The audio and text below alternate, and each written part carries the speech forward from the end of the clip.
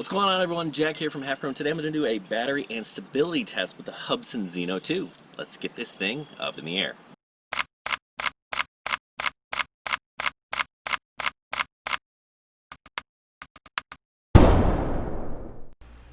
Okay, so we're going to get this thing up in the air. Before I do, I want to make sure I do a compass calibration. So we're going to do a battery test, but I also want to kind of see the stability, right? I've flown this a handful of times, and it just wasn't super stable, so you're going to kind of be able to see. Now, I've actually sped this footage up 5 times, right? You can see the clock there at the bottom.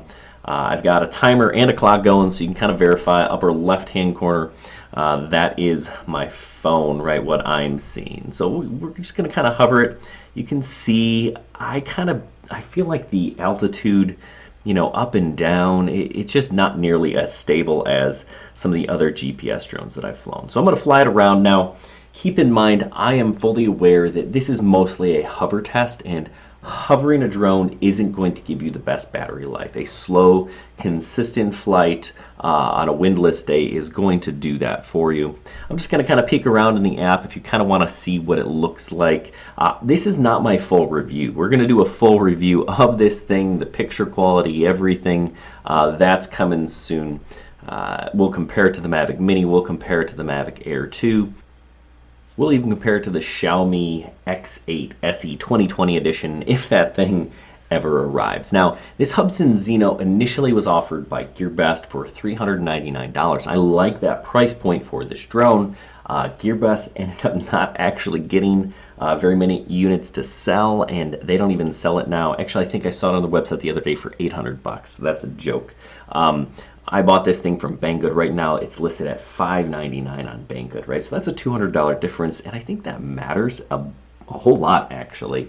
I think this drone right around the $400, $300 mark makes a lot of sense. But again, we'll talk about the full review later. Let's talk about a little bit of what you can expect with this drone. Now, it does have a 4K camera capable of shooting 4K at 60 frames a second. It is on a full 3-axis gimbal. You do have some control over some of the settings of the camera, so that's nice.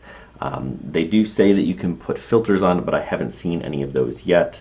The transmission distance is supposed to be 8 kilometers or 8,000 meters. That's pretty far. We'll test some of that. It does have some of those intelligent flight modes you're looking for. Orbit, follow me, stuff like that. Other things you'll want to know. Now, it's supposed to be 20 meters a second. That's about 45 miles an hour. And the flight time is supposed to be 33 minutes. Now, that's pretty solid. We'll see how it does here, right? So keep in mind, we're about 13 minutes in. And again, this video is moving at 5 times speed. So I'll slow down towards the end. Other things you might want to know about it has a Sony 1/2.3-inch sensor, and the aperture is f2.2. Okay, so the Hubsan app, again, is not bad. One thing I didn't like is it doesn't save the settings, right? So that's kind of a bummer. Let's see, look at that. See, the drone just it was losing altitude. Now it's gaining altitude, losing. I'm clearly not touching the stick. So, in terms of stability, some days it was better than others. I've gone through a handful of batteries on this thing. Not enough yet to give you my full review, but that's coming later this week.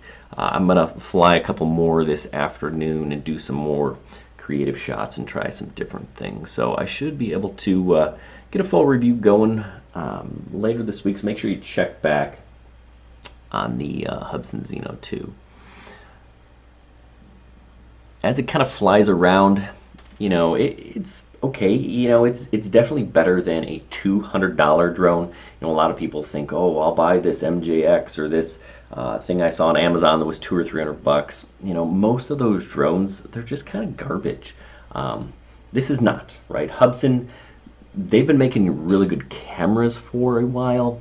Now, their software, firmware hasn't always been known to be the best. But they're making improvements, right? This will be a better drone as they continue to push out firmware updates, and they have been doing that, so that's positive. I expect that to, if they can figure out the algorithms, that should help in terms of stability, especially with the, it does have a downward facing camera, so it should be able to sense the ground. I just kind of noticed that the altitude listed on the remote was certainly a little bit different. So we're kind of coming towards the end of the flight here.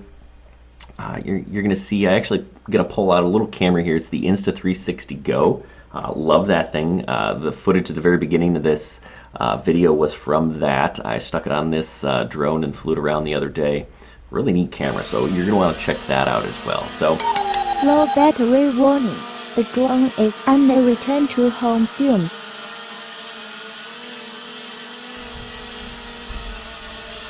Return to home. Okay, so just over 25 minutes, landed with about 15% battery left. You don't want to ever drain it completely. That's bad news. So you can expect to get another 3-4 minutes. If you really were pushing it, that puts you right on 29 minutes. That's close to the 33, but not quite.